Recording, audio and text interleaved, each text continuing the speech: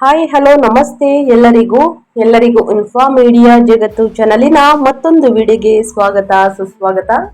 ಸ್ನೇಹಿತರೆ, ಎಲ್ಲರೂ ಹೇಗಿದ್ದೀರಾ? ಎಲ್ಲರೂ ಚೆನ್ನಾಗಿದ್ದೀರಾ ಅನ್ಕೊಂಡಿದ್ದೀನಿ. ಹೋಪ್ ನಾನು ಕೂಡ ತುಂಬಾನೇ ಚೆನ್ನಾಗಿದ್ದೀನಿ. ಎಲ್ಲರೂ ಚೆನ್ನಾಗಿದ್ದೀರಾ ಅನ್ಕೊಂಡು ಭಾವಿಸ್ಕೊಂಡು ಇವತ್ತಿನ ಒಂದು ವಿಡಿಯೋನ ಶುರು ಮಾಡಿಬಿಡೋಣ. ಇವತ್ತಿನ ಒಂದು ವಿಡಿಯೋದಲ್ಲಿ ಕಟಕ ರಾಶಿಯವರಿಗೆ ಸ್ನೇಹಿತರೆ ಮೇ ದ್ವಿತೀಯಾರ್ಧದಲ್ಲಿ ಸಾಕಷ್ಟು ಬದಲಾವಣೆಯನ್ನ ನೋಡಲಿದ್ದೀರಿ. ಮೇ 22-23ನೇ ತಾರೀಕು ಸ್ನೇಹಿತರೆ ಸಾಕಷ್ಟು ಬದಲಾವಣೆಗಳನ್ನ ಕೊಡುವಂತಹ ತಿಂಗಳು ಅಂತಾನೆ ಹೇಳ್ಬೋದು ಈ ದಿನಾಂಕದಂದು. ಹಾಗಿದ್ರೆ ಏನೆಲ್ಲ ಬದಲಾವಣೆಯನ್ನ ನೋಡಲಿದ್ದೀರಿ, ಯಾವುದರ ಬಗ್ಗೆ ಎಚ್ಚರಿಕೆ ವಹಿಸಬೇಕು, ಏನೆಲ್ಲ ಅದೃಷ್ಟದ ಫಲಗಳನ್ನ ಕಟಕ ರಾಶಿಯವರು ಗಳಿಸಲಿದ್ದೀರಿನ ಒಟ್ಟಾರೆಯಾಗಿ ತಿಳಿಸ್ಕೊಡ್ತಾ ಹೋಗ್ತೀನಿ. ಇದನ್ನೆಲ್ಲ ಕಂಪ್ಲೀಟ್ ಆಗಿ ತಿಳ್ಕೋಬೇಕು ಅಂದ್ರೆ ಎಲ್ಲೂ ಕೂಡ ವಿಡಿಯೋನ ಸ್ಕಿಪ್ ಮಾಡಬಾರ್ದು. ಅಂದ್ರೆ ವಿಡಿಯೋನ ಕಟ್ ಮಾಡಿ ಓಡಿಸ್ಕೊಂಡು ಹೋಗಿ ನೋಡ್ತೀನಿ ಅಂದ್ರೆ ಫುಲ್ ಇನ್ಫಾರ್ಮೇಶನ್ ಅರ್ಥ ಆಗಲ್ಲ. ಸೊ ಹಾಗಾಗಿ ಎಲ್ಲ ವಿಡಿಯೋದಲ್ಲೂ ತಿಳಿಸ್ತಾ ಇರ್ತೀನಿ. ಮೊದಲಿಂದ ಕೊನೆ ತನಕ ವಿಡಿಯೋನ ವಾಚ್ ಮಾಡಿ. ವಿಡಿಯೋದಲ್ಲಿ ಒಳ್ಳೆಯ ಮಾಹಿತಿ ಸಿಕ್ಕಿದ್ದಲ್ಲಿ ತಪ್ಪದೆ ವಿಡಿಯೋಗೊಂದು ಲೈಕ್ ಕೊಟ್ಟು ಇನ್ನೂ ನನ್ನ ಚಾನಲ್ನ ಸಬ್ಸ್ಕ್ರೈಬ್ ಮಾಡ್ಕೊಳ್ಳೋದನ್ನೇ ನೋಡ್ತಿದ್ರೆ ದಯವಿಟ್ಟು ಇನ್ಫಾರ್ಮಿಡಿಗೆ ಸಬ್ಸ್ಕ್ರೈಬ್ ಆಗಿ ನಿಮ್ಮ ಅಭಿಪ್ರಾಯಗಳನ್ನ ಕಮೆಂಟ್ ಬಾಕ್ಸ್ ಅಲ್ಲಿ ತಿಳಿಸಬಹುದು. ಯಾರೆಲ್ಲ ಸಬ್ಸ್ಕ್ರೈಬ್ ಮಾಡ್ಕೊಂಡು ಪ್ರತಿನಿತ್ಯ ವಿಡಿಯೋ ವಾಚ್ ಮಾಡ್ತಿದ್ರಾ ಅಂತವರಿಗೆ ಥ್ಯಾಂಕ್ ಯು ಸೋ ಮಚ್ ಅಂತ ಹೇಳ್ತಾ ವಿಡಿಯೋದ ಕಡೆ ಗಮನ ಕೊಟ್ಬಿಡೋಣ. ಹೌದು ಸ್ನೇಹಿತರೆ, ಕಟಕ ರಾಶಿಯವರಿಗೆ ಮೇ 2026 ಸಾಕಷ್ಟು ಬದಲಾವಣೆಯನ್ನ ನೀಡಲಿರುವಂತಹ ತಿಂಗಳು ಇದೆ ಅಂತಾನೆ ಹೇಳಬಹುದು. ಹಾಗಿದ್ರೆ ಒಂದೊಂದಾಗಿ ತಿಳಿಸೋದಾದ್ರೆ ಏನೆಲ್ಲ ಬದಲಾವಣೆಯನ್ನ ನೋಡಲಿದ್ದೀರಿ ಅಂತ ನೋಡ್ತಾ ಹೋಗೋಣ. ಈ ಅದೃಷ್ಟ ರಾಶಿ ನಿಮ್ಮ ಕುಟುಂಬದಲ್ಲಿ ಮತ್ತು ನಿಮ್ಮ ಸ್ನೇಹಿತರಲ್ಲಿ ಅಥವಾ ನಿಮ್ಮ ಹಿತೈಷಿಗಳು ಯಾರೇ ಆಗಿದ್ರು ಕೂಡ ಅವ್ರಿಗೆ ವಿಡಿಯೋವನ್ನ ಶೇರ್ ಮಾಡಿ. ನಿಮ್ಮ ಕಡೆಯಿಂದ ಅದೃಷ್ಟದ ಭವಿಷ್ಯವನ್ನ ಅವರು ಕೂಡ ತಿಳ್ಕೊಂಡಂಗಾಗುತ್ತೆ. ಒಟ್ಟಾರೆಯಾಗಿ ಈ ತಿಂಗಳ ಪ್ರಮುಖ ಮುಖ್ಯಾಂಶಗಳನ್ನ ಹೇಳೋದಾದ್ರೆ ದ್ವಿತೀಯಾರ್ಧದಲ್ಲಿ ಕೆರಿಯರ್ನಲ್ಲಿ ಮುನ್ನುಗ್ಗುವಿಕೆ ಅಂತಾನೆ ಹೇಳಬಹುದು. ಮೇ ದ್ವಿತೀಯಾರ್ಧದಂದು ಕುಜನು ದಶಮ ಸ್ಥಾನಕ್ಕೆ 10ನೇ ಮನೆಗೆ ಪ್ರವೇಶಿಸಿ ಅದ್ಭುತವಾದಂತಹ ರುಚಿಕ ಯೋಗ ಮತ್ತು ದಿಗ್ಬಲವನ್ನ ನೀಡುವುದರಿಂದ ಕಚೇರಿಯಲ್ಲಿ ನಿಮ್ಗೆ ಎದುರೇ ಇರುವುದಿಲ್ಲ ಅಂತಾನೆ ಹೇಳಬಹುದು. ಇನ್ನು ಆರ್ಥಿಕ ವರದಾನ, ಮೇ ದ್ವಿತೀಯಾರ್ಧದಿಂದ ಲಾಭದ ಸ್ಥಾನದಲ್ಲಿ 11ನೇ ಮನೆಯಲ್ಲಿ ಸೂರ್ಯ ಬುಧರ ಪ್ರವೇಶವು ಆರ್ಥಿಕವಾಗಿ ವಿಶೇಷ ಲಾಭಗಳನ್ನ ತರುತ್ತದೆ. ಹಳೆಯ ಬಾಕಿಗಳು ವಸೂಲಿಯಾಗುತ್ತವೆ ಅಂತಾನೆ ಹೇಳಬಹುದು. ಇನ್ನು ಐಷಾರಾಮಿಗಾಗಿ ಖರ್ಚುಗಳು, ಮೇ ದ್ವಿತೀಯಾರ್ಧದಂದು ಶುಕ್ರನು 12ನೇ ಮನೆಯಲ್ಲಿ ವ್ಯಯ ಸ್ಥಾನದಲ್ಲಿ ಗುರುವಿನೊಂದಿಗೆ ಸೇರುವುದರಿಂದ ನೀವು ಪ್ರಯಾಣಗಳು, ಮನೆ ಅಲಂಕಾರ ಮತ್ತು ವೈಯಕ್ತಿಕ ಐಷಾರಾಮಿಗಾಗಿ ಸಂತೋಷದಿಂದ ಖರ್ಚನ್ನ ಮಾಡಲಿದ್ದೀರಿ ಸ್ನೇಹಿತರೆ.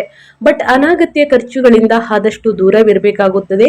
ಇದರಿಂದ ಸಾಕಷ್ಟು ಸಮಸ್ಯೆಗಳು ಮುಂದಿನ ದಿನಗಳಲ್ಲಿ ಕಾಣಿಸಿಕೊಳ್ಳಬಹುದು. ಸೊ ಹಾಗಾಗಿ ಒಂದಷ್ಟು ಉಳಿತಾಯವನ್ನ ಮಾಡುವುದು ಬಹಳ ಮುಖ್ಯ.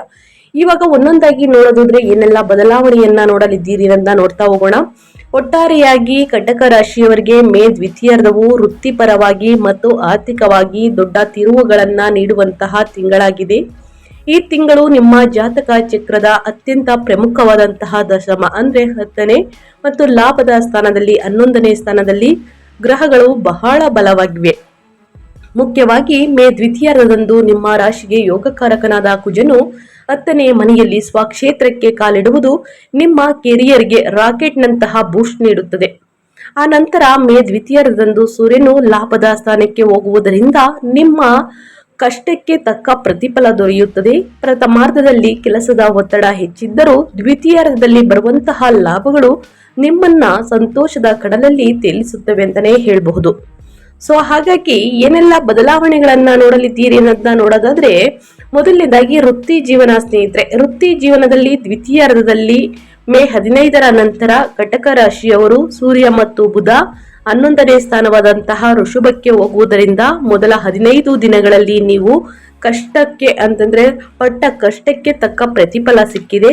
ಬಡ್ತಿ ಅಥವಾ ವರ್ಗಾವಣೆ ಬಯಸುವವರಿಗೆ ಅನುಕೂಲಕರ ಸ್ಥಾನ ಅಂತಾನೆ ಹೇಳಬಹುದು. ಏನಾದ್ರೂ ಸ್ನೇಹಿತರೆ ನೀವು ವರ್ಗಾವಣೆಯನ್ನ ಬಯಸ್ತಾ ಇದ್ರೆ ಇದು ಅನುಕೂಲಕರ ಸಮಯ. ಸೊ ಹಾಗಾಗಿ ಬದಲಾವಣೆಯನ್ನ ಲಭಿಸುತ್ತದೆ ಈ ಸ್ಥಾನ. ಆದರೆ 10ನೇ ಮನೆಯಲ್ಲಿರುವ ಕುಜನಿಂದಾಗಿ ನಿಮ್ಮ ಕೆಳ ಹಂತದ ಸಿಬ್ಬಂದಿಯ ಮೇಲೆ ಸ್ವಲ್ಪ ಕೋಪ ಪ್ರದರ್ಶಿಸುವಂತಹ ಸಾಧ್ಯತೆ ಇದೆ. ಇದನ್ನ ನಿಯಂತ್ರಿಸಿಕೊಳ್ಬೇಕಾಗುತ್ತದೆ. ಇನ್ನು ಅದೇ ರೀತಿ ಸ್ನೇಹಿತರೆ ಕಟಕ ರಾಶಿಯವರಿಗೆ ವೃತ್ತಿ ಜೀವನದಲ್ಲಿ ಇದು ಅತ್ಯುತ್ತಮ ತಿಂಗಳು. ತಿಂಗಳ ಆರಂಭದಿಂದಲೂ ಕೂಡ ಸಾಕಷ್ಟು ಬದಲಾವಣೆ. ಧನಾಧಿಪತಿಯಾದ ಸೂರ್ಯ ದಶಮ ಸ್ಥಾನದಲ್ಲಿ ಉಚ್ಚ ಸ್ಥಿತಿಯಲ್ಲಿರುತ್ತಾರೆ. ಇದು ಸರ್ಕಾರಿ ಮತ್ತು ಖಾಸಗಿ ವಲಯಗಳಲ್ಲಿರುವಂತಹ ಉದ್ಯೋಗಿಗಳಿಗೆ ಉತ್ತಮ ನಾಯಕತ್ವದ ಅವಕಾಶಗಳನ್ನ ತರುತ್ತದೆ. ಮೇ ದ್ವಿತೀಯಾರ್ಧದಂದು ನಿಮ್ಮ ರಾಶಿಗೆ ರಾಜಯೋಗ ಕಾರಕನಾದಂತಹ ಕುಜನು ಕೂಡ 10ನೇ ಮನೆಗೆ ಸ್ವಕ್ಷೇತ್ರವಾದಂತಹ ಮೇಷಕ್ಕೆ ಪ್ರವೇಶಿಸುವುದರಿಂದ ಅಲ್ಲಿ ಕುಜನು ದ್ವಿಗ್ಬಲ ಮತ್ತು ಅದ್ಭುತವಾದಂತಹ ಕಾರ್ಯಕ್ಷಮತೆಯನ್ನ ಪಡೆಯುತ್ತಾನೆ. ನೀವು ತೆಗೆದುಕೊಳ್ಳುವಂತಹ ನಿರ್ಧಾರಗಳು, ಕೆಲಸ ಪೂರ್ಣಗೊಳಿಸುವಂತಹ ವೇಗ ನಿಮ್ಮ ಅಧಿಕಾರಿಗಳನ್ನ ಆಶ್ಚರ್ಯಗೊಳಿಸುತ್ತದೆ ಅಂತಾನೆ ಹೇಳಬಹುದು. ಕಟಕ ರಾಶಿಯವರು ದ್ವಿತೀಯಾರ್ಧ ಅಂದ್ರೆ ಮೇ 25ನೇ ತಾರೀಕಿಂದನೇ ಕೂಡ ಸಾಕಷ್ಟು ಬದಲಾವಣೆಯನ್ನ ನೋಡಲಿದ್ದೀರಿ ಸ್ನೇಹಿತರೆ. ಸೊ ಹಾಗಾಗಿ ಏನೆಲ್ಲ ಬದಲಾವಣೆಗಳನ್ನ ನಿಮ್ಮ ವೃತ್ತಿ ಜೀವನದಲ್ಲಿ ನೋಡಲಿದ್ದೀರಿ ಅನ್ನೋದನ್ನ ಕಂಪ್ಲೀಟ್ ಆಗಿ ತಿಳಿಸ್ಕೊಟ್ಟಿದ್ದೀನಿ. ಏನೇ ಡೌಟ್ಸ್ ಇದ್ರೂ ಕೂಡ ಕಮೆಂಟ್ ಮಾಡಿ, ಖಂಡಿತವಾಗಿಯೂ ಪ್ರತಿಯೊಬ್ಬರಿಗೂ ಆನ್ಸರ್ ಮಾಡ್ತೀನಿ. ಈ ಅದೃಷ್ಟ ರಾಶಿ ನಿಮ್ಮ ಕುಟುಂಬದಲ್ಲಿ ಸ್ನೇಹಿತರಲ್ಲಿ ಇದ್ರೆ ದಯವಿಟ್ಟು ಅವ್ರಿಗೆ ಶೇರ್ ಮಾಡಿ. ನಿಮ್ಮ ಕಡೆಯಿಂದ ಅದೃಷ್ಟದ ಭವಿಷ್ಯವನ್ನ ಅವರು ಕೂಡ ತಿಳ್ಕೊಂಡಂಗಾಗುತ್ತೆ. ಜೊತೆಗೆ ಇನ್ನು ವಿಡಿಯೋಗೆ ಲೈಕ್ ಮಾಡ್ದೇ ನೋಡ್ತಿದ್ರೆ ಲೈಕ್ ಮಾಡಿ, ಸಬ್ಸ್ಕ್ರೈಬ್ ಆಗಿಲ್ಲ ಅಂದ್ರೆ ಇನ್ಫಾರ್ಮಿಡಿಗೆ ಸಬ್ಸ್ಕ್ರೈಬ್ ಆಗಿ. ಇನ್ನು ವ್ಯಾಪಾರ ಮತ್ತು ಸ್ವಯಂ ಉದ್ಯೋಗದ ಬಗ್ಗೆ ಹೇಳೋದಾದ್ರೆ, ಸಪ್ತಮಾಧಿಪತಿಯಾದಂತಹ ವ್ಯಾಪಾರಕಾರಕ ಶನಿ ಭಾಗ್ಯದ ಸ್ಥಾನದಲ್ಲಿ 9ನೇ ಮನೆಯಲ್ಲಿ ಸ್ಥಿರವಾಗಿದ್ದಾನೆ. ಇದು ವ್ಯಾಪಾರದಲ್ಲಿ ನಿಧಾನವಾದಂತಹ ಆದರೆ ಸ್ಥಿರವಾದ ಬೆಳವಣಿಗೆಯನ್ನ ಸೂಚಿಸುತ್ತದೆ. ಆದರೆ ವ್ಯಾಪಾರಿಗಳಿಗೆ ತಿಂಗಳ ಪ್ರಥಮಾರ್ಧದಲ್ಲಿ 11ನೇ ಮನೆಯಲ್ಲಿ ಲಾಭದ ಸ್ಥಾನದಲ್ಲಿ ಸ್ವಕ್ಷೇತ್ರದಲ್ಲಿ ಶುಕ್ರನ ಸಂಚಾರದಿಂದಾಗಿ ರಿಯಲ್ ಎಸ್ಟೇಟ್, ಹೋಟೆಲ್ಗಳು, ವಾಹನಗಳು ಅಥವಾ ಬ್ಯೂಟಿ ಉತ್ಪನ್ನಗಳ ವ್ಯಾಪಾರ ಮಾಡುವವರಿಗೆ ಉತ್ತಮ ಲಾಭಗಳು ಬರುತ್ತವೆ. ಇನ್ನು ಮೇ ದ್ವಿತೀಯಾರ್ಧದ ನಂತರ ಲಾಭದ ಸ್ಥಾನದಲ್ಲಿ ಸೂರ್ಯ ಬುಧರ ಸಂಯೋಗದಿಂದಾಗಿ ಗುತ್ತಿಗೆಗಳು, ಸರ್ಕಾರಿ ಟೆಂಡರ್ಗಳು ಸುಲಭವಾಗಿ ಸಿಗುತ್ತವೆ ಅಂತಾನೆ ಹೇಳಬಹುದು. ವ್ಯಾಪಾರ ವಿಸ್ತರಣೆಗೆ ಇದು ಸಕಾಲವಾಗಿರುತ್ತದೆ ಸ್ನೇಹಿತರೆ. ಒಟ್ಟಾರೆಯಾಗಿ ಕಟಕ ರಾಶಿಯವರು ವ್ಯಾಪಾರ ವ್ಯವಹಾರದಲ್ಲಿ ಏನೆಲ್ಲ ಬದಲಾವಣೆಯನ್ನ ನೋಡಲಿದ್ದೀರಿ ಅಂತ ತಿಳಿಸ್ಕೊಟ್ಟಿದ್ದೀನಿ. ಇನ್ನು ಮುಂದಿನದಾಗಿ ಹಣಕಾಸಿನ ಬಗ್ಗೆ ಹೇಳೋದಾದ್ರೆ, ಆರ್ಥಿಕವಾಗಿ ಈ ತಿಂಗಳ ದ್ವಿಮುಖ ಪ್ರಯೋಜನಗಳನ್ನ ನೀಡುತ್ತದೆ. ದ್ವಿತೀಯಾರ್ಧದಲ್ಲಿ ಸ್ನೇಹಿತರೆ ಮೊದಲನೇ ಮನೆಯಲ್ಲಿ ಆದಾಯದಲ್ಲಿ ಮೇ ದ್ವಿತೀಯಾರ್ಧದಲ್ಲಿ ಧನಾಧಿಪತಿಯಾದ ಸೂರ್ಯನು ಲಾಭದ ಸ್ಥಾನಕ್ಕೆ 11ನೇ ಮನೆಗೆ ಹೋಗುವುದರಿಂದ ನಿಮ್ಮ ಆದಾಯದ ಮೂಲಗಳು ಹೆಚ್ಚಾಗುತ್ತವೆ. ನಿಮ್ಮ ಸಂವಹನ ಕೌಶಲ್ಯಗಳ ಮೂಲಕ, ಸಾಮಾಜಿಕ ನೆಟ್ವರ್ಕ್ ಮೂಲಕ ಹೆಚ್ಚುವರಿ ಹಣ ಸಂಪಾದಿಸುತ್ತೀರಿ. ಎರಡನೆಯದು ವೆಚ್ಚ ಅಂದ್ರೆ ಖರ್ಚುಗಳು. ಮೇ ದ್ವಿತೀಯಾರ್ಧ ಅಂದ್ರೆ 24ನೇ ತಾರೀಕು ನಂತರ ಲಾಭಾಧಿಪತಿಯಾದ ಶುಕ್ರನು ವ್ಯಯಸ್ಥಾನವಾದಂತಹ 12ನೇ ಮನೆಗೆ ಮಿಥುನಕ್ಕೆ ಪ್ರವೇಶಿಸಿ ಭಾಗ್ಯಾಧಿಪತಿಯಾದಂತಹ ಗುರುವಿನೊಂದಿಗೆ ಸೇರುತ್ತಾರೆ. ಇದರಿಂದಾಗಿ ನಿಮ್ಮ ಬಳಿ ಹಣವಿದ್ದರೂ ಕೂಡ ಐಷಾರಾಮಿ ವಸ್ತುಗಳನ್ನ ಖರೀದಿಸಲು, ಮನೆಯನ್ನ ಸುಂದರವಾಗಿ ಅಲಂಕರಿಸಲು ಅಥವಾ ತೀರ್ಥಯಾತ್ರೆ ಅಥವಾ ವಿದೇಶಿ ಪ್ರಯಾಣಗಳಿಗಾಗಿ ಖರ್ಚಾಗುತ್ತದೆ. ಇವು ಸಂತೋಷವನ್ನ ನೀಡುವಂತಹ ಖರ್ಚುಗಳು ಆಗಿರುವುದರಿಂದ ಹೆಚ್ಚಾಗಿ ಚಿಂತಿಸುವಂತಹ ಅಗತ್ಯವಿಲ್ಲ ಸ್ನೇಹಿತರೆ.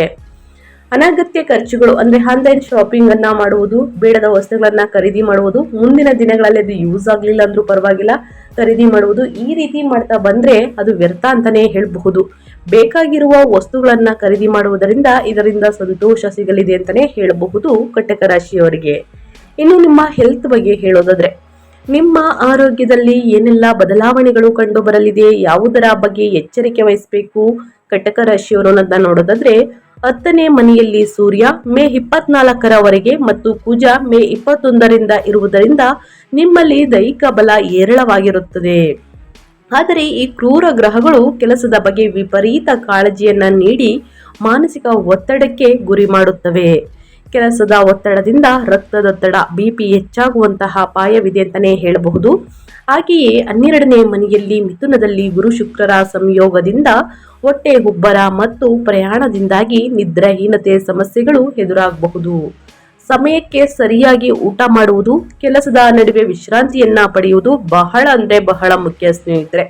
ಯಾಕಂದ್ರೆ ಸರಿಯಾದ ಸಮಯಕ್ಕೆ ಊಟವನ್ನ ಮಾಡುವುದು, ಪ್ರತಿದಿನ ಯೋಗ ಧ್ಯಾನವನ್ನ ಮಾಡುವುದು, ಸ್ವಲ್ಪ ವಿಶ್ರಾಂತಿಯನ್ನ ತೆಗೆದುಕೊಳ್ಳುವುದರಿಂದ ನಿಮ್ಮ ಆರೋಗ್ಯ ಉತ್ತಮವಾಗಿರಲಿದೆ. ಸೊ ಅದರ ಬಗ್ಗೆ ಎಚ್ಚರಿಕೆ ಇರಲಿ ಕಟಕ ರಾಶಿಯವರಿಗೆ ಅಂತ ಹೇಳ್ತಾ, ಇನ್ನು ಫ್ಯಾಮಿಲಿ ಬಗ್ಗೆ ಹೇಳೋದಾದ್ರೆ, ಕುಟುಂಬ ಜೀವನ, ವೈಯಕ್ತಿಕ ಜೀವನ, ಪ್ರೇಮ ಜೀವನದ ಬಗ್ಗೆ ಹೇಳೋದಾದ್ರೆ ಸಾಕಷ್ಟು ಕಮೆಂಟ್ಸ್ಗಳನ್ನ ನೋಡ್ತಾ ಇರ್ತೀನಿ. ಸಂತಾನ ಬಗ್ಗೆ ಇದೆಯಾ ತಿಳಿಸ್ಕೊಡಿ ಮೇಡಮ್, ಮದುವೆ ಯೋಗ ಇದೆಯಾ ತಿಳಿಸ್ಕೊಡಿ ಅಂತ ಕೇಳ್ತಾ ಇರ್ತೀರಾ. ಒಬ್ಬರಿಗೆ ಮೆಸೇಜ್ ಮಾಡಿರ್ತೀನಿ, ಆದರೆ ಮತ್ತೊಬ್ಬರು ಅದೇ ಕ್ವಶನ್ ಕೇಳಿರ್ತೀರಾ. ಸೊ ಹಾಗಾಗಿ ವಿಡಿಯೋದಲ್ಲೇ ತಿಳಿಸ್ಕೊಟ್ಬಿಡ್ತೀನಿ ಸ್ನೇಹಿತರೆ. ಕಟಕ ರಾಶಿಯವರ ಸಂಬಂಧಗಳ ಬಗ್ಗೆ ಹೇಳೋದಾದ್ರೆ, ಒಟ್ಟಾರೆಯಾಗಿ ಧನ ಮತ್ತು ಕುಟುಂಬದ ಸ್ಥಾನಾಧಿಪತಿಯಾದಂತಹ ಸೂರ್ಯನು ಮೊದಲು 10ನೇ ಮನೆಯಲ್ಲಿ ಸ್ನೇಹಿತರೆ, ನಂತರ 11ನೇ ಮನೆಯಲ್ಲಿ ಇರುವುದರಿಂದ ನೀವು ಕೌಟುಂಬಿಕ ಜವಾಬ್ದಾರಿಗಳನ್ನ ನಿಮ್ಮ ಹೆಗಲ ಮೇಲೆ ಹೊತ್ತು ಸಮರ್ಥವಾಗಿ ನಿಭಾಯಿಸುತ್ತೀರಿ. ನಿಮ್ಮ ಮಾತಿನ ಶೈಲಿ ಸ್ವಲ್ಪ ಪ್ರಾಬಲ್ಯದಿಂದ ಕೂಡಿದರೂ ನಿಮ್ಮ ಉದ್ದೇಶ ಒಳ್ಳೆಯದಾಗಿರುವುದರಿಂದ ಕುಟುಂಬದ ಸದಸ್ಯರು ಅರ್ಥ ಮಾಡಿಕೊಳ್ಳುತ್ತಾರೆ. ಮೇ ದ್ವಿತೀಯಾರ್ಧದಂದು ಶುಕ್ರನು 12ನೇ ಮನೆಗೆ ಹೋಗುವುದರಿಂದ ಜೀವನ ಸಂಗಾತಿಯೊಂದಿಗೆ ದೂರ ಪ್ರಯಾಣಗಳನ್ನ ಮಾಡುತ್ತೀರಿ. ಇದು ನಿಮ್ಮ ನಡುವಿನ ಪ್ರೀತಿ ಮತ್ತು ಏಕಾಂತವನ್ನ ಹೆಚ್ಚಿಸುತ್ತದೆ. ಆದರೆ 12ನೇ ಮನೆಯಲ್ಲಿ ಗುರು ಇರುವುದರಿಂದ ಮನೆಯಲ್ಲಿ ಯಾವುದೇ ಹಬ್ಬ ಅಥವಾ ಧಾರ್ಮಿಕ ಕಾರ್ಯಕ್ರಮಗಳಿಗಾಗಿ ಸಂಬಂಧಿಕರ ಆಗಮನ, ಇನ್ನು ಸಂಭ್ರಮದ ವಾತಾವರಣ ಇರುತ್ತದೆ ಅಂತಾನೆ ಹೇಳಬಹುದು. ಇನ್ನು ಸಂತಾನದ ಭಾಗ್ಯದ ವಾರ್ತೆಯನ್ನ ಕೇಳಲಿದ್ದೀರಿ. ಮನೆಯಲ್ಲಿ ಮದುವೆ ಪ್ರಸ್ತಾಪಗಳು ಮೂಡಿ ಬರಬಹುದು ಸ್ನೇಹಿತರೆ. ಒಟ್ಟಾರೆಯಾಗಿ ಹೇಳಬೇಕು ಅಂತಂದ್ರೆ ಅಡಚಣೆಗಳಿಂದ ನಿಂತು ಹೋಗಿದ್ದಂತಹ ಶುಭ ಕಾರ್ಯಗಳು ಮತ್ತೆ ಪ್ರಾರಂಭಗೊಳ್ಳಲಿದೆ. ಇದರಿಂದ ಮನೆಯಲ್ಲಿ ಸುಖ, ನೆಮ್ಮದಿ, ಸಂಪತ್ತು ಹೆಚ್ಚಳವಾಗಲಿದೆ ಅಂತಾನೆ ಹೇಳಬಹುದು. ನೆಮ್ಮದಿ ನೆಲೆಸಲಿದೆ ಸ್ನೇಹಿತರೆ, ಸಂತೋಷ ಹೆಚ್ಚಾಗಲಿದೆ. ನಿಮ್ಮ ವೈವಾಹಿಕ ಜೀವನದಲ್ಲೂ ಕೂಡ ನಿಮ್ಮ ಸಂಗಾತಿಯ ಬೆಂಬಲ ಸಂಪೂರ್ಣವಾಗಿ ಇರುವುದರಿಂದ ನಿಮ್ಮಿಬ್ಬರ ನಡುವೆ ಅನ್ಯೋನ್ಯತೆ ಹೆಚ್ಚಾಗಲಿದೆ ಅಂತಾನೆ ಹೇಳಬಹುದು. ಮಕ್ಕಳಿಂದ ಒಳ್ಳೆಯ ಸುದ್ದಿಯನ್ನ ಕೇಳಲಿದ್ದೀರಿ ಸ್ನೇಹಿತರೆ. ಅವರ ಫಲಿತಾಂಶ ಉತ್ತಮವಾಗಿರಲಿದೆ. ಒಟ್ಟಾರೆಯಾಗಿ ಕಟಕ ರಾಶಿಯವರಿಗೆ ವೈವಾಹಿಕ ಜೀವನದಲ್ಲಿ, ಪ್ರೇಮ ಜೀವನದಲ್ಲಿ, ನಿಮ್ಮ ಕುಟುಂಬ ಜೀವನದಲ್ಲಿ ಸ್ನೇಹಿತರೆ ಮಿಶ್ರಕ್ಕಿಂತ ಅದಕ್ಕಿಂತ ಹೆಚ್ಚಾಗಿ ಒಳ್ಳೆಯ ಫಲಿತಾಂಶವನ್ನೇ ನೋಡಲಿದ್ದೀರಿ ಅಂತಾನೆ ಹೇಳಬಹುದು. ಇನ್ನು ಅದೇ ರೀತಿ ಸ್ನೇಹಿತರೆ ವಿದ್ಯಾರ್ಥಿಗಳ ಬಗ್ಗೆ ಹೇಳೋದಾದ್ರೆ ಕುಜನು 10ನೇ ಮನೆಯಲ್ಲಿ ಬಲವಾದ ಸ್ಥಾನಕ್ಕೆ ಹೋಗುವುದರಿಂದ ಇಂಜಿನಿಯರಿಂಗ್, ಮೆಡಿಸಿನ್ ಮತ್ತು ಪೊಲೀಸ್ ಸೇನಾ ಸಂಬಂಧಿತ ಪರೀಕ್ಷೆಗಳಿಗೆ ಸಿದ್ಧರಾಗುತ್ತಿರುವಂತಹ ವಿದ್ಯಾರ್ಥಿಗಳಿಗೆ ಇದು ಅದ್ಭುತವಾದಂತಹ ಸಮಯ. ಅಧ್ಯಯನವನ್ನ ಪ್ರಾಯೋಗಿಕವಾಗಿ ಅರ್ಥ ಮಾಡಿಕೊಳ್ಳುತ್ತೀರಿ. ಮೇ ದ್ವಿತೀಯಾರ್ಧದ ನಂತರ 11ನೇ ಮನೆಯಲ್ಲಿ ಬುಧನು ಸೇರುವುದರಿಂದ ಗ್ರೂಪ್ ಸ್ಟಡೀಸ್ ಅಥವಾ ಸ್ನೇಹಿತರ ಮೂಲಕ ನಿಮ್ಮ ಸಂದೇಹಗಳು ಪರಿಹಾರವಾಗುತ್ತವೆ. ಕಷ್ಟಪಟ್ಟು ಅಧ್ಯಯನದ ಕಡೆ ಗಮನ ಕೊಟ್ಟಿದ್ದಲ್ಲಿ ಉನ್ನತ ಫಲಿತಾಂಶವನ್ನ ಖಂಡಿತವಾಗಿಯೂ ಕಟಕ ರಾಶಿಯ ವಿದ್ಯಾರ್ಥಿಗಳು ಗಳಿಸಲಿದ್ದೀರಿ. ತಂದೆ ತಾಯಿಯ ಮಾತನ್ನ ಕೇಳುವುದು, ಗುರು ಹಿರಿಯರನ್ನ ಗೌರವಿಸುವುದು ಬಹಳ ಮುಖ್ಯ ಸ್ನೇಹಿತರೆ. ಇನ್ನು ಏನೆಲ್ಲ ಸಮಸ್ಯೆಗಳು ಎದುರಾಗಲಿದೆ ಅಂತ ತಿಳಿಸ್ಕೊಟ್ಟಿದ್ದೀನಿ. ಅದಕ್ಕೆಲ್ಲ ಪರಿಹಾರವನ್ನ ಕೂಡ ತಿಳಿಸ್ಕೊಡ್ತೀನಿ. ಈ ಪರಿಹಾರವನ್ನ ಅನುಸರಿಸಿ ಕಷ್ಟಗಳು, ಸಮಸ್ಯೆಗಳು, ಅಡಚಣೆಗಳು ಎಲ್ಲವೂ ಕೂಡ ನಿವಾರಣೆಯಾಗಲಿದೆ. 10ನೇ ಮನೆಯಲ್ಲಿ ಕುಜನಿಂದ ಉಂಟಾಗುವಂತಹ ಕೆಲಸದ ಒತ್ತಡವನ್ನ ಕಡಿಮೆ ಮಾಡಲು ಮತ್ತು 12ನೇ ಮನೆಯಲ್ಲಿ ಗುರು ಶುಕ್ರರಿಂದ ಬರುವಂತಹ ಅನಗತ್ಯ ಖರ್ಚುಗಳನ್ನ ತಪ್ಪಿಸಲು ಕಟಕ ರಾಶಿಯವರು ತಪ್ಪದೆ ಈ ಪರಿಹಾರಗಳನ್ನ ಫಾಲೋ ಮಾಡಬೇಕಾಗುತ್ತದೆ. ಮೊದಲನೇದಾಗಿ ಮೌನ ಮತ್ತು ತಾಳ್ಮೆ. ಕಚೇರಿಯಲ್ಲಿ ಕುಜನ ಆವೇಶದಿಂದಾಗಿ ಸಹೋದ್ಯೋಗಿಗಳೊಂದಿಗೆ ವಾದ ವಿವಾದಗಳು ಬಾರದಂತೆ ತಡೆಯಲು ನಿಮ್ಮ ಕೆಳ ಹಂತದವರೊಂದಿಗೆ ಪ್ರೀತಿಯಿಂದ, ತಾಳ್ಮೆಯಿಂದ ಮಾತನಾಡುವುದು ಉತ್ತಮ ಪರಿಹಾರ ಸ್ನೇಹಿತರೆ. ಆದಷ್ಟು ವಾದ ವಿವಾದದಿಂದ ದೂರವಿದ್ದರೆ ಒಳಿತು. ಇನ್ನು ದಕ್ಷಿಣಾಮೂರ್ತಿ ಸ್ತೋತ್ರ ಅಂದ್ರೆ 12ನೇ ಮನೆಯಲ್ಲಿರುವ ಗುರು ಅನುಗ್ರಹಕ್ಕಾಗಿ ಗುರುವಾರದಂದು ಶ್ರೀ ದಕ್ಷಿಣಾಮೂರ್ತಿ ಸ್ತೋತ್ರವನ್ನ ಪಠಿಸಿ. ಇದು ಸೂಕ್ತ ಸಮಯದಲ್ಲಿ ಸರಿಯಾದ ಆರ್ಥಿಕ ನಿರ್ಧಾರಗಳನ್ನ ತೆಗೆದುಕೊಳ್ಳುವಂತೆ ಮಾಡುತ್ತದೆ. ಇನ್ನು ಶಿವನ ಆರಾಧನೆ, ದುರ್ಗಾ ಆರಾಧನೆಯನ್ನ ಮಾಡಬಹುದು ಸ್ನೇಹಿತರೆ. ನಾನು ತಿಳಿಸುವಂತಹ ಈ ಸಣ್ಣ ಪುಟ್ಟ ಪರಿಹಾರದಿಂದನೇ ದೊಡ್ಡ ಸಮಸ್ಯೆಗಳು ನಿವಾರಣೆಯಾಗಲಿದೆ. ಸೊ ಹಾಗಾಗಿ ತಪ್ಪದೆ ಈ ಪರಿಹಾರಗಳನ್ನ ಮಾಡಿ. ನಿಮ್ಮ ರಾಶಿಯ ಅಧಿಪತಿ ಚಂದ್ರ ಮಾನಸಿಕ ನೆಮ್ಮದಿಗಾಗಿ ಪ್ರತಿ ಸೋಮವಾರ ಶಿವಾಲಯದಲ್ಲಿ ಅಭಿಷೇಕವನ್ನ ಮಾಡಿಸಿ ಮತ್ತು ಮಂಗಳವಾರದಂದು ದುರ್ಗಾದೇವಿಗೆ ಕಂಪು ಹೂಗಳಿಂದ ಸ್ನೇಹಿತರೆ ಪೂಜೆಯನ್ನ ಮಾಡಿ ಸ್ನೇಹಿತರೆ. ಖಂಡಿತವಾಗಿಯೂ ನಿಮ್ಮ ಸಮಸ್ಯೆಗಳು ನಿಮ್ಮ ಕಣ್ಣ ಮುಂದೆಯೇ ಸ್ನೇಹಿತರೆ ನಿವಾರಣೆಯಾಗಲಿದೆ. ಸೊ ಹಾಗಾಗಿ ತಪ್ಪದೆ ಈ ಪರಿಹಾರವನ್ನ ಮಾಡಿ. ಆದಷ್ಟು ಬಡವರಿಗೆ, ನಿರ್ಗತಿಕರಿಗೆ ನಿಮ್ಮ ಕೈಯಲ್ಲಾದಷ್ಟು ಹಣ ಸಹಾಯವನ್ನ ಮಾಡಿ, ಅನ್ನದಾನ ಮಾಡಿ, ನೀರನ್ನ ಕೊಡುವುದು ದಣಿದವರಿಗೆ ಸ್ನೇಹಿತರೆ ಒಳಿತು. ಈ ಸಣ್ಣ ಪುಟ್ಟ ಪರಿಹಾರಗಳನ್ನ ಮಾಡಿ ಅಂತ ಹೇಳ್ತಾ ಕಟಕ ರಾಶಿಯವರಿಗೆ ನಾನು ವಿಡಿಯೋನ ಎಂಡ್ ಮಾಡ್ತಾ ಇದ್ದೀನಿ. ಇವತ್ತಿನ ಒಂದು ವಿಡಿಯೋದಲ್ಲಿ ಸಂಪೂರ್ಣ ಮಾಹಿತಿ ಸಿಕ್ಕಿದ್ದಲ್ಲಿ, ಈ ವಿಡಿಯೋ ಯೂಸ್ಫುಲ್ ಅನಿಸಿದ್ದಲ್ಲಿ ವಿಡಿಯೋಗೆ ಲೈಕ್ ಮಾಡೋದನ್ನ ಮರ್ತಿದ್ರೆ ಲೈಕ್ ಮಾಡಿ. ಇನ್ನೂ ನನ್ನ ಚಾನಲ್ನ ಸಬ್ಸ್ಕ್ರೈಬ್ ಮಾಡ್ಕೊಳ್ದೇ ನೋಡ್ತಿದ್ರೆ ದಯವಿಟ್ಟು ಇನ್ಫಾರ್ಮಿಡಿಗೆ ಸಬ್ಸ್ಕ್ರೈಬ್ ಆಗಿ. ನಿಮ್ಮ ಅಭಿಪ್ರಾಯಗಳನ್ನು ಕಮೆಂಟ್ ಬಾಕ್ಸಲ್ಲಿ ತಿಳಿಸಬಹುದು. ಯಾರೆಲ್ಲ ಸಬ್ಸ್ಕ್ರೈಬ್ ಮಾಡ್ಕೊಂಡಿದ್ದೀರಾ ಅವ್ರಿಗೆ ಥ್ಯಾಂಕ್ ಯು ಸೋ ಮಚ್ ಅಂತ ಹೇಳ್ತಾ ಮತ್ತೊಂದು ವಿಡಿಯೋ ಜೊತೆ ಮತ್ತೊಂದು ಹೊಸ ಭವಿಷ್ಯದಲ್ಲಿ ಹೊಸ ಅಪ್ಡೇಟಲ್ಲಿ ಸಿಗ್ತೀನಿ. Thank you for watching.